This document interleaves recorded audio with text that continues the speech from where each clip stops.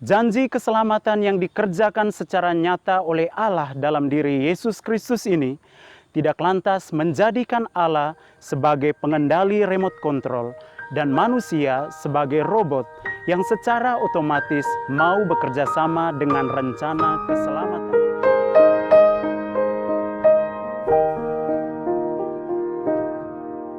Inilah Injil Tuhan kita Yesus Kristus menurut Markus. Bab 1 ayat 12 sampai 15. Sekali peristiwa roh memimpin Yesus ke padang gurun. Di padang gurun itu ia tinggal 40 hari lamanya dan dicobai oleh iblis. Yesus berada di sana di antara binatang-binatang liar dan malaikat-malaikat melayani dia. Sesudah Yohanes Pembaptis ditangkap, datanglah Yesus ke Galilea memberitakan Injil Allah. Yesus memberitakan, waktunya telah genap, kerajaan Allah sudah dekat, bertobatlah dan percayalah kepada Injil.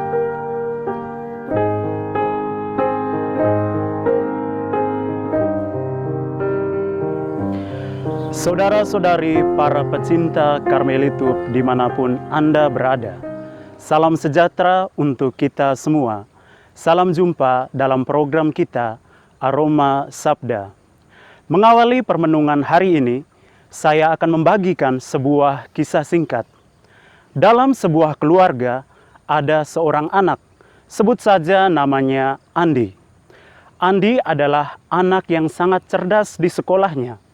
Tentu, ini diimbangi oleh usaha dan kerja keras Andi dalam belajar, serta keaktifannya di dalam ruang kelas. Ternyata di balik kecerdasan Andi, ayah dan ibunya memainkan pengaruh dan peranan yang penting. Mereka selalu menjanjikan hadiah-hadiah yang menarik kepada Andi agar anaknya itu bisa belajar dengan keras dan memperoleh nilai yang baik di rapornya. Tentu ini sangat memacu Andi untuk belajar dan bisa memperoleh nilai yang baik agar bisa mendapatkan hadiah tersebut. Saudara-saudari yang terkasih di dalam Kristus, ini adalah salah satu dari pengalaman harian yang pernah kita jumpai, bahkan mungkin pernah kita alami. Tentu kita pernah dijanjikan hadiah-hadiah yang menarik oleh orang-orang yang kita cintai ataupun orang-orang di sekitar kita. Dan tentu pula kita akan sangat bersukacita apabila janji tersebut dipenuhi oleh mereka yang menjanjikannya. Ini adalah janji yang terjadi di antara manusia dengan manusia. Lantas, bagaimanakah janji Allah kepada manusia itu? Bagaimana janji itu diaplikasikan atau diwujud nyatakan dalam kehidupan manusia? Dan bagaimanakah usaha manusia itu untuk memperoleh janji Allah yang menyelamatkan itu? Hari ini saudara-saudari sekalian, bacaan-bacaan suci mengisahkan kepada kita bagaimana Allah menjanjikan keselamatan kepada manusia, mewujud nyatakan keselamatan itu dalam diri Yesus Kristus, dan menuntut agar manusia mempunyai usaha untuk membuat janji tersebut terlaksana di dalam kehidupan mereka.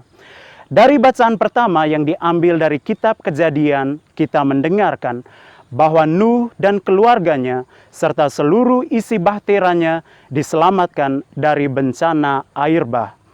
Allah menurunkan air bah karena manusia sangat jahat pada masa itu, sehingga Allah memusnahkan seluruh kehidupan di bumi ini.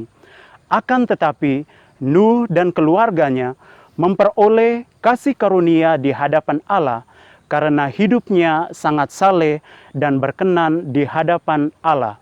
Dalam hal ini kita bisa melihat bahwa Allah dalam tanda kutip menghadiahi keselamatan kepada Nuh dan keluarganya karena mereka hidup berkenan di hadapan Allah. Saudara-saudari yang terkasih di dalam Kristus, janji keselamatan Allah ini rupa-rupanya terus berjalan di dalam waktu. Allah mewujud nyatakan kasih dan janji keselamatan kepada manusia melalui diri Kristus putranya yang hadir ke tengah dunia, mengambil rupa seorang manusia, menderita, wafat, dan bangkit untuk kita sekalian. Dan itu semua terekam di dalam kitab Perjanjian Baru, entah dalam surat-surat ataupun dalam kitab-kitab. Hari ini dalam bacaan kedua yang diambil dari surat pertama Rasul Petrus, sang Rasul berkata bahwa Kristus telah mati satu kali untuk menebus dosa-dosa kita. Ia yang benar telah mati bagi orang-orang yang tidak benar, agar mereka dibawa kepada Allah. Kristus menjadi manusia, tetapi ia tidak tersentuh oleh dosa, sehingga ia mampu membawa kita umat manusia yang berdosa ini kepada keselamatan yang dijanjikan oleh Allah. Akan tetapi saudara-saudari sekalian, janji keselamatan yang dikerjakan secara nyata oleh Allah dalam diri Yesus Kristus ini tidak lantas menjadikan Allah sebagai pengendali remote control dan manusia sebagai robot yang secara otomatis mau bekerja sama dengan rencana keselamatan. Hal yang patut kita ingat bahwa Allah menghormati kehendak bebas manusia. Manusia dengan iman dan kehendak bebasnya dapat menerima atau juga menolak rencana keselamatan yang ditawarkan Allah kepadanya. Dan itu dapat kita lihat secara nyata dari bacaan yang diambil dari Injil Markus dan pada hari ini telah diperdengarkan kepada kita. Kristus berkata, "Waktunya telah genap, kerajaan Allah sudah dekat, bertobatlah dan percayalah kepada Injil." Bertobatlah dan percayalah kepada Injil bukanlah sebuah kalimat perintah, tetapi sebuah ajakan agar manusia mau menerima rencana keselamatan yang ditawarkan Allah dalam kehidupannya. Kita dapat mengibaratkannya dengan sebuah botol. Bila kita hendak mengisi air ke dalam botol tersebut, tutupannya harus dibuka sehingga air dapat masuk ke dalam botol dan orang yang haus dapat minum dari air tersebut. Demikian pula dengan kita manusia. Bila kita menginginkan keselamatan itu terjadi di dalam diri kita, maka hendaklah kita membuka diri dan bekerja sama dengan rencana keselamatan Allah itu, sehingga kita pun bukan hanya diselamatkan, tetapi juga menjadi perpanjangan tangan kasih Allah untuk menyelamatkan orang lain di sekitar kita. Para saudara-saudari pencinta Karmelitup, saat ini kita sudah memasuki masa Prapaskah, masa di mana kita menyongsong kehadiran Kristus yang bangkit dan menyelamatkan kita semua. Maka kita sekalian diajak untuk membuka hati kita, mempersiapkan diri kita dengan baik, agar Kristus yang bangkit itu sungguh-sungguh menyelamatkan kita dan juga memampukan kita untuk membagikan keselamatan itu kepada setiap orang yang kita temui di dalam kehidupan. Di akhir permenungan ini, marilah kita memohon berkat Allah agar kita dimampukan untuk menjadi penyalur-penyalur keselamatan Allah dalam kehidupan ini. Dalam nama Bapa dan Putra dan Roh Kudus. Amin. Allah Bapa dalam surga, kami bersyukur kepadamu karena Engkau senantiasa mewartakan keselamatan-Mu kepada umat manusia.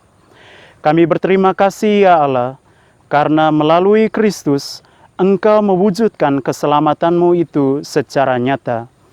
Di masa Prapaskah ini ya Allah, kami mohon kepadamu, anugerahkanlah kami Roh Kudus-Mu, agar kami dimampukan untuk membuka diri dan bekerja sama dengan rencana keselamatan-Mu. Doa ini kami haturkan kepadamu dengan perantaraan Kristus Tuhan kami. Amin. Dalam nama Bapa dan Putra dan Roh Kudus. Amin. Selamat berhari Minggu, Tuhan Yesus memberkati kita sekalian.